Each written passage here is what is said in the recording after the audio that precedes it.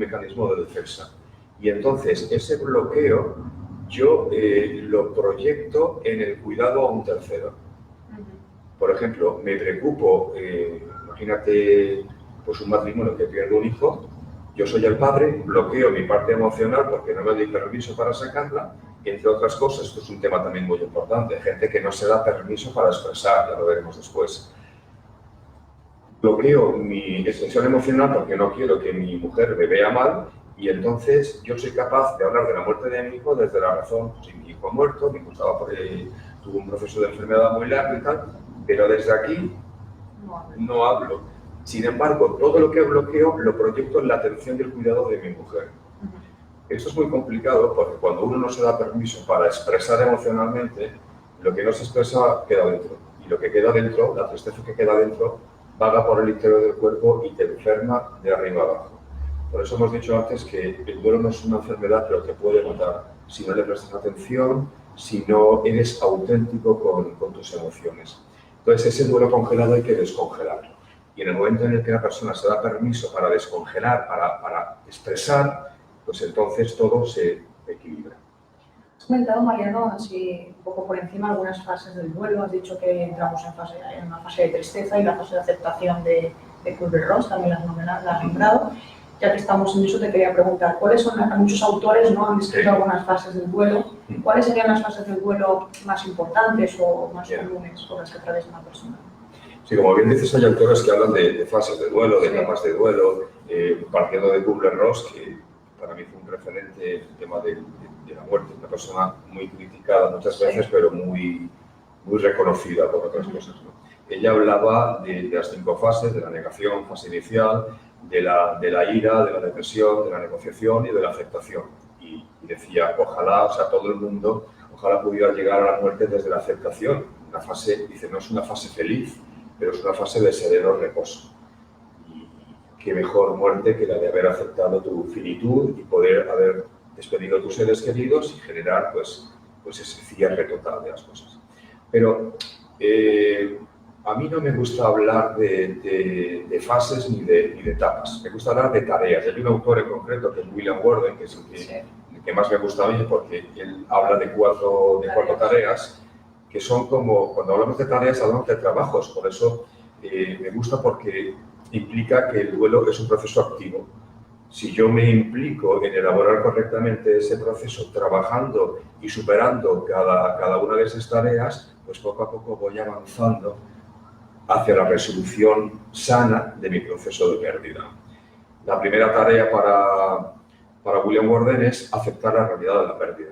O sea, cuando yo acepto la realidad de la pérdida, pues ya empiezo a tomar conciencia de la misma y ya estoy capacitado para continuar avanzando. Si yo no acepto la realidad de la pérdida y me quedo en la negación defensiva, estoy bloqueado. Ahí puedo estar mucho tiempo. Generalmente esta primera tarea es breve, ¿no? Pero a veces se puede cronificar. Y está muy ligada a la siguiente, que es dar expresión a los sentimientos. Para mí es fundamental, que es lo que decíamos. Si yo no expreso, bloqueo y todo lo que bloqueo me enferma. Si yo acepto la realidad y expreso lo que siento, pues estoy avanzando correctamente y de forma sana en ese proceso para alcanzar las 2 últimas tareas que van bueno, el denominador común que tienen ambas es que consisten en aprender a vivir sin tu ser querido, en recolocarlo emocionalmente para poder continuar la vida. Porque hay una cosa importante y independientemente de las tendencias religiosas que pueda tener cualquier persona, pasando por encima de todo ello, la muerte jamás puede romper el vínculo que te unía a la persona querida, a la persona que ha fallecido, jamás, jamás. Lo que hay que hacer es aprender a vivir sin ella y evidentemente eso al principio cuesta mucho porque claro, es una pérdida pues que no es una pérdida deseada. La vida me la ha arrebatado sin mi consentimiento y mi vida se cae. De hecho, yo siempre digo en consulta a las personas que vienen con una pérdida, ¿no? Es como si la vida te hubiera dado un zarpazo en el corazón y te ha arrancado un trozo. Una parte de ti ya no está. Ha dejado un hueco en tu interior. Un vacío para siempre. Un vacío para siempre. Pero fíjate, ese vacío nunca está vacío, Andrea. Nunca está vacío. Lo que pasa es que solo se puede rellenar de 2 cosas. De dolor o de amor. Y eso es una decisión personal de cada uno. Inicialmente es lógico que sea el dolor lo que prime, porque es una reacción totalmente normal. Pero cuando ese dolor se cronifica, y se puede cronificar por muchas cosas, entre otras por lo que estábamos diciendo antes, no me doy permiso para sentirme bien, porque de esa forma estaría traicionando la memoria de mi ser querido. Un error enorme, pero que puede bloquear el avance en un proceso normal de duelo. Entonces, si yo decido entrar en esa dinámica y ese vacío lo relleno de dolor, pues mi vida va a ser un desastre, para siempre. Sin embargo, si soy capaz de avanzar correctamente, ese vacío, ese dolor inicial que rellena el vacío, se irá supliendo y se irá sustituyendo por el amor.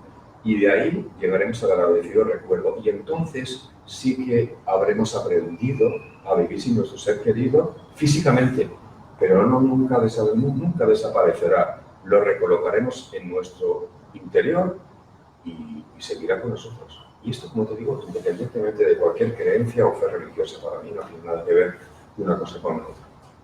Marino, también muy importante, el duelo en niños y adolescentes es igual que el duelo en un adulto. ¿En qué se diferencia? ¿Tiene partes en común o es diferente? No es tan diferente, además tiene más partes en común, más denominadores en común de lo que parece. Sí que es cierto que tenemos que partir de la base de que los niños, dependiendo de la edad de los niños, pues pasan por distintos estadios evolutivos y en ese proceso de crecimiento y de maduración, pues uno va conceptualizando en toda su amplitud lo que es la muerte como concepto, ¿no? Un niño pequeño de 5 o 6 años no entiende que la muerte es universal y es irreversible, por ejemplo. Puede estar llorando porque su papá se ha muerto y a lo mejor al rato está, no sé, la mamá le explica que no va a volver más y utilizando un lenguaje comprensivo dentro de su nivel de madurez, y a lo mejor al rato te vuelvo a preguntar cuándo vuelve el papá, porque no hay una conciencia plena del concepto que se va adquiriendo con el paso del tiempo. Salvando estas excepciones, que son las que marcan la diferencia fundamental, yo siempre he visto más paralelismos que otras cosas, ¿no? Yo he estado 10 años en salud mental infantil en el Hospital General y, bueno, pues me han venido muchos casos de duelo de niños. Y una de las cosas que más me ha llamado la atención, que se repite en cuanto a conductas, tanto en el niño como en el adulto, es esa tendencia a proteger al otro, ¿sabes? Muchas veces los niños vienen tras la pérdida de un hermanito o de un progenitor y cuando yo me quedaba solos con ellos y les preguntaba cómo estás y tal, bien, tal, pero cuando pinchabas un poquito de ellas, al final acababan reconociendo que toda la tristeza la guardaban dentro, porque no querían que la mamá, en el caso de que fuera el padre que hubiera muerto, que la mamá les viera tristes, porque es que si mi mamá me ve triste, pues se va a poner más triste y yo ya no quiero que esté más. Entonces, ¿qué es lo que pasa? Que muchas veces esto es una cosa aprendida. Esto se aprende cuando los padres hacen lo mismo. Y todo se hace desde el afán de sobreproteger al otro, porque no nos gusta que nuestros seres queridos sufran, ¿no? Pero lo que sucede en estos casos es que la mamá está llorando por un lado y los hijos están llorando por otro. Cuando lo realmente sano es que lloren todos juntos, porque no va a perjudicar para nada, porque no va a aumentar el dolor, sino que va a ayudar a disiparlo. Van a aprender algo muy importante, una enseñanza fundamental, que es cuando uno está triste tiene que llorar y no pasa nada. Porque, por desgracia, si eso no se hace así, el mensaje que los adultos transmiten a los niños se convierten a veces en introyectos, que son mensajes interiorizados, que provienen de figuras significativas, que quedan en tu interior y que te acompañan toda la vida. Yo hice mi tesis doctoral en cuidados intensivos pediátricos de la FE, en el Hospital Infantil. Y veía muchas veces como, después de la comunicación de una mala noticia del médico, porque el pronóstico del niño era malo, salir los padres muy afectados, ¿no? Pero la madre podía llorar y muchas veces el padre veía yo que aguantaba porque no se daba permiso para expresar, pero bastaba que yo lo apartara, lo metiera en una sala aparte, le dijera que allí estábamos él y yo solos y llorara de una forma, pues, brutal, como realmente necesitaba. ¿Por qué no lo había hecho antes? Porque muchas veces vienen cargados de esos introyectos, mensajes interiorizados que provienen de personas de relevancia significativa a lo largo de la vida, nuestros propios padres, cuando nos dicen, a un niño le dicen, los niños no lloran, o tienes que ser fuerte. Pues no, porque una persona para ser fuerte tiene que darse permiso para ser débil, si no, no se puede ser fuerte. Si no, así es como poco a poco vamos enfermando. En definitiva, hay diferencias entre el duelo infantil y el duelo adulto, marcada por el estadio evolutivo en el que se encuentra el niño. Por ejemplo, un niño no puede aguantar durante mucho tiempo el dolor y la tristeza, necesita cambiar el chip y se pone a jugar. Pero siempre he considerado que hay más puntos en común que diferencias. En la adolescencia también, en la adolescencia a veces se vive el duelo casi como una persona adulta, a lo mejor las emociones quizás son más intensas. Emociones más intensas y a veces con más temor, porque ahí ya tomas más conciencia de la realidad, de que todo el mundo se muere y de que esa falsa percepción de invulnerabilidad que de hecho se refuerza en la etapa adolescente, cuando el adolescente experimenta una pérdida de un ser querido, un familiar, o de un amigo o un accidente, pues le choca de bruces con esa realidad y puede sentirse muy angustiado. Entonces son necesidades que hay que recoger para ayudarle y sobre todo, pues bueno, nuestro papel como profesionales de la salud es intentar aprovechar cualquier oportunidad para normalizar la muerte y normalizar las pérdidas como procesos de la vida y como elementos naturales que nos acompañan desde que nacemos. Eso, desde luego, es un objetivo fundamental que, si lo lográramos y rompiéramos esa educación que nos empuja a ver la muerte o a vivir de espaldas a la muerte, pues ese cambio de actitud nos ayudaría muchísimo y favorecería mucho los procesos de duelo. María, la siguiente pregunta me parece muy importante. ¿Es si se trabaja bien el duelo desde la intervención en la atención primaria y las unidades de salud mental? Pues yo que trabajo en una unidad de salud mental, formo parte de la salud pública de esta comunidad, pues lamentablemente tengo que decirte que no. Que no, por una razón principal, porque hay una carencia enorme de profesionales de la psicología dentro de la salud pública. Entonces, evidentemente, el acompañamiento que se puede iniciar en una primera visita, después de una derivación de un paciente por un duelo desde atención primaria, pues no puede ser un acompañamiento adecuado cuando yo tengo que citar a esa persona para una segunda visita a los 3 meses, por ejemplo, o a los 2 meses y medio. Eso me parece una aberración, una barbaridad y algo que a mí me duele cada día cuando lo tengo que hacer. Porque hay que tener en cuenta que a lo mejor esa persona llega tras un proceso de duelo complicado en el que al final se ha dado la oportunidad de buscar ayuda. Entonces, ese primer contacto, si se hace correctamente, si se hace de forma empática y absolutamente respetuosa, pues puede abrir un poco la caja de las emociones guardadas que yo he tenido durante un tiempo y si abro la caja y te doy cita para dentro de 2 meses, pues a mí no me parece ético ni adecuado ni profesional. Pero ante tu pregunta, lamentablemente tengo que decirte que es así. Se necesitaría contratar, y creo que en eso estaremos todos de acuerdo, nosotros y todos los que nos escuchan, pues no sé, como a 2.000 psicólogos en Valencia.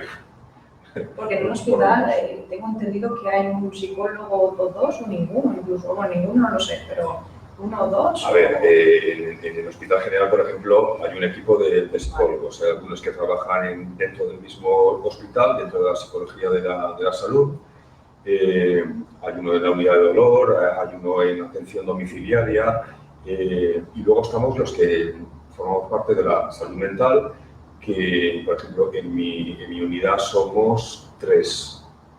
Somos 3 y luego en la otra unidad de salud mental del Hospital General está en Torrente, ahí también son otros tantos, pero muy pocos comparado con la ratio que tenemos de pacientes.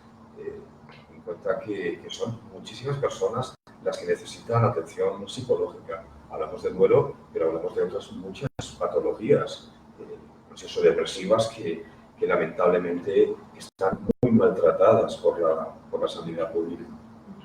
Entonces, pues bueno, mucho trabajo que hacer en ese sentido. Mariano, ¿qué características debe tener una buena intervención en duelo? Pues como te he dicho antes, las características principales tienen que estar fundamentadas en el respeto. En el respeto, en un acogimiento de la persona que sufre desde lo que para mí son los pilares básicos de la relación de ayuda, ¿no? Que son la aceptación incondicional, la autenticidad y la empatía, ¿no? La empatía como elemento fundamental porque es nuestra arma principal de trabajo. Si tú no eres capaz de resonar con el otro, levantas una barrera fundamental y es muy difícil que el otro se abra a ti y puedas sentir un alivio en esos encuentros que puedas tener con el profesional.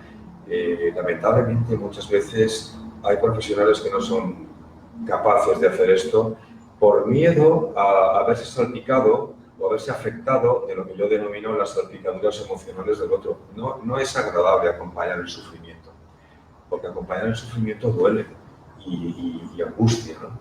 Pero, claro, uno tiene que ser consciente de lo que ha decidido en la vida. Y si yo he decidido estar al lado de la persona que sufre, lo tengo que hacer con todas las consecuencias. Entonces, cuando alguien viene a consulta o viene a consulta una u otra, yo tengo que ofrecerles un entorno de apertura y un trabajo de acompañamiento. Yo voy a ser su compañero de viaje en todo el proceso de elaboración correcta del duelo. Y lo voy a hacer sin forzarles, lo voy a hacer desde el máximo respeto. Lo voy a hacer respetando el ritmo que esa persona puede tener y orientándole y dándole pautas y señalándole lo que es correcto, o sea, lo que es correcto, lo que es normal y lo que puede empezar a ser preocupante. Pero nunca exigiendo que vayan a una velocidad o dando mensajes que la persona pueda entender como que me están incitando a ir a una velocidad que yo no puedo, porque si hago eso, lo más normal es que la persona no vuelva, deje de ir, porque lo que más necesita es alguien que le comprenda y le sostenga, desde el máximo de los respetos. Mariano, ¿existe alguna relación entre la aceptación de la muerte y la vivencia del duelo? Sí, y es lo que comentábamos antes también. Nosotros hemos sido educados desde una falsa percepción de invulnerabilidad. Esto lo digo siempre cuando tengo la oportunidad, a mis alumnos en la facultad o a cualquier persona en consulta. Esa falsa percepción de invulnerabilidad nos dice nos hace creer que las cosas malas le suceden a los demás siempre. Vemos la televisión, leemos la prensa, escuchamos la radio y ¿qué pasa? Que todos los días escuchamos cosas duras, ¿no? Ahora imagínate esto último de los niños de Godella. Sí, muy fuerte, la verdad. Pues sí, mi equipo ha estado acompañando a la familia, estuvimos en el entierro, aquello pues muy duro, ¿no? Pero la gente ve esto y dice, madre mía, pobre gente, ¿no? Pobre abuela, cómo estará sufriendo, o un accidente con múltiples víctimas, o un atentado terrorista, y la gente dice, madre mía, pero menos mal que eso no me va a pasar a mí, ni a los míos, ¿sabes? Yo digo esto creyéndome que va a ser verdad, ¿no? Que es un mecanismo de defensa, de protección, pero no es verdad. No es verdad, te puede pasar a ti. Tú puedes ser una víctima en cualquier momento. Entonces, si no hemos elaborado correctamente o no hemos integrado correctamente la muerte como nuestra compañera de viaje, cuando la vida nos da una bofetada y nos arrebata un ser querido y nos presenta un camino de duelo tortuoso y complicado, si no hemos elaborado e integrado la muerte como nuestra compañera de viaje, ese duelo va a ser más difícil. Va a ser más doloroso, va a ser más complicado y vamos a sufrir más. Entonces, fundamentalmente, para aquellos que trabajamos en el acompañamiento al ser sufriente y en procesos de duelo, en procesos de pérdida o en procesos de acompañamiento en enfermedad, sufrimiento en general, si no hemos hecho un trabajo interno de aceptación de la muerte como compañero de viaje, va a ser muy difícil que podamos acompañar a alguien en su propio proceso. Entonces, como verás, está muy ligado un tema con el otro. Pues sí. Mariano, ¿cuáles son los peores procesos del duelo? No sé si hemos comentado alguno, pero ¿cuáles son los peores procesos del duelo? Los peores procesos del duelo son aquellos que están caracterizados por ser pérdidas más traumáticas. Sí, tenemos hablado de una forma de morir, de una muerte natural. Sí, pero... Y la hemos enlazado con que cuando cuando nuestro ser querido muere por una muerte natural, podemos elaborar el duelo de una forma anticipatoria, ¿no? Pero hay 4 formas de morir: muerte natural, muerte accidental, suicidio y homicidio. Las Otras 3, que son muertes súbitas, conllevan en la mayoría de los casos duelos más complicados, más difíciles, porque no ha habido preparación para ello. Y además hay que entender que a veces son duelos absolutamente traumáticos. Un duelo por suicidio es un duelo muy complicado, porque si la culpa es la emoción reina que aparece siempre, en el suicidio, pues aparece con una fuerza tremenda. Se incrementa, sí. Se incrementa y se multiplica por 1000. Y eso sí que puede dificultar enormemente la aceptación de la realidad de la pérdida y puede dificultar enormemente la elaboración correcta del duelo, porque yo me culpabilizo. Me digo, debería de haberme dado cuenta de las señales que mi hijo me estaba dando. Ahora recuerdo aquella vez que me habló de esto y yo no le hice caso. Entonces, todas esas frases de debería o tendría se convierten en losas que tú vas acumulando a tu espalda y al final pueden acabar aplastándote. Una muerte por homicidio, pues fíjate cómo se puede vivir eso. A veces las muertes por homicidio o las muertes accidentales provocadas por un tercero, por ejemplo, un accidente con múltiples víctimas, accidente de metro nuestro, accidente de Albia en Santiago, del tren, los supervivientes o los deudos, que son los supervivientes los que han perdido un ser querido, pueden entrar en otro tipo de duelo que hemos comentado, que es el duelo imposible. El duelo imposible es aquel en el cual el superviviente tiene la necesidad de hacer justicia de alguna manera, de que el culpable de la muerte de mi ser querido lo pague, porque hasta que yo no tenga una conciencia de que se ha hecho justicia de alguna manera, yo no me voy a permitir elaborar mi duelo de una forma calmada y tranquila, porque necesito, en cierta forma, venganza. Y hay duelos por este tipo de pérdidas muy complicados. Mira, que tenemos ahora, lamentablemente conocido por todos y como ejemplo de lo que estamos hablando, son los padres de Marta del Castillo. Imagínate que estas personas, los padres, no los padres, pero incluyo al abuelo, incluyo a las hermanas y toda la familia, ¿cómo pueden estar viviendo estos 10 años? ¿De qué manera pueden haber elaborado correctamente el duelo por su hija? Es imposible. Es imposible. ¿Por qué? Porque no han encontrado el lugar donde está, no tienen un lugar donde llevarle flores, no han podido ver el cuerpo sin vida. Entonces, todo esto hace que se complique enormemente. Mariano, ¿es cierto eso que dicen que si no ves a tu ser querido fallecido, no ves ya fallecido, te cuesta más elaborar, pensar que está realmente muerto, que si en cambio si ves su cuerpo es como que te cuesta menos? Yeah. Vale, es interesante la pregunta, pero siempre me gusta hacer excepciones, ¿no? No es necesario, no es obligatorio para elaborar correctamente el duelo ver el cadáver de tu ser querido.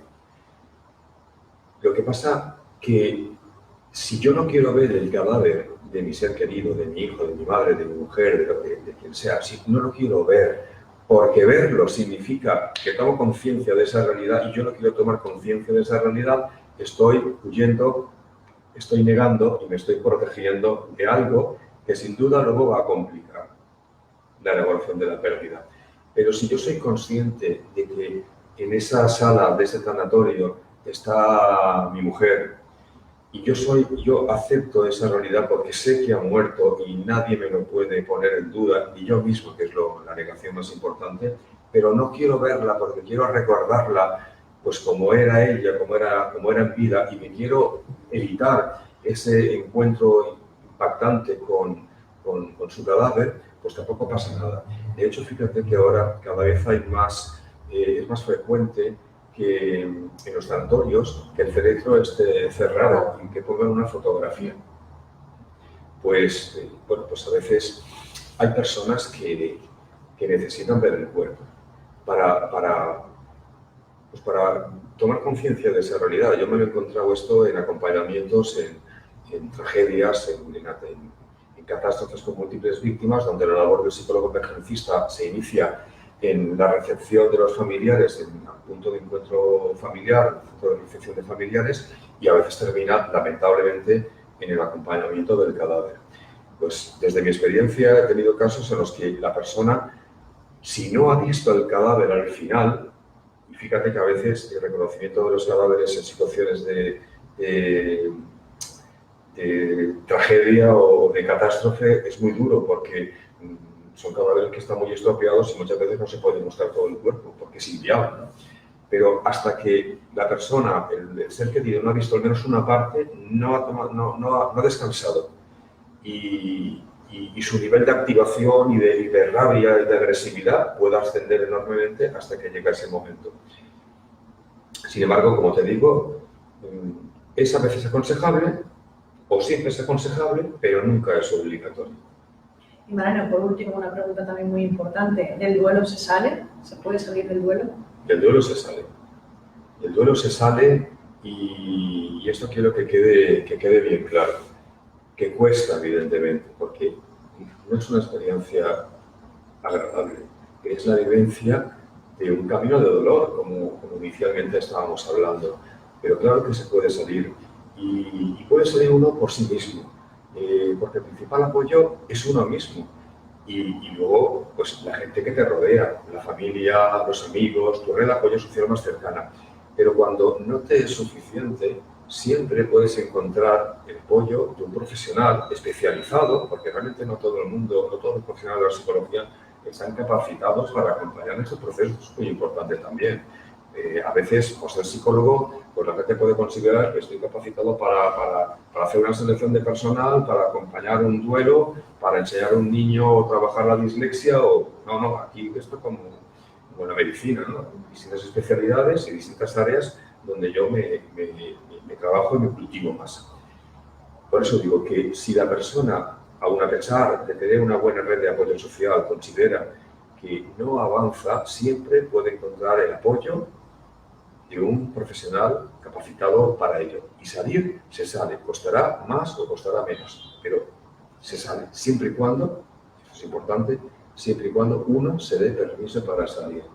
Si yo no me doy permiso para sanar, si yo no me doy permiso para vivir, pues seguramente el resto de mi vida sufriré la ausencia de mi ser querido y mi vida será un desastre. Todo lo contrario de lo que la persona que ha faltado querría para nosotros. Por tanto, el mejor regalo y el mejor homenaje para la persona que hemos perdido es seguir viviendo.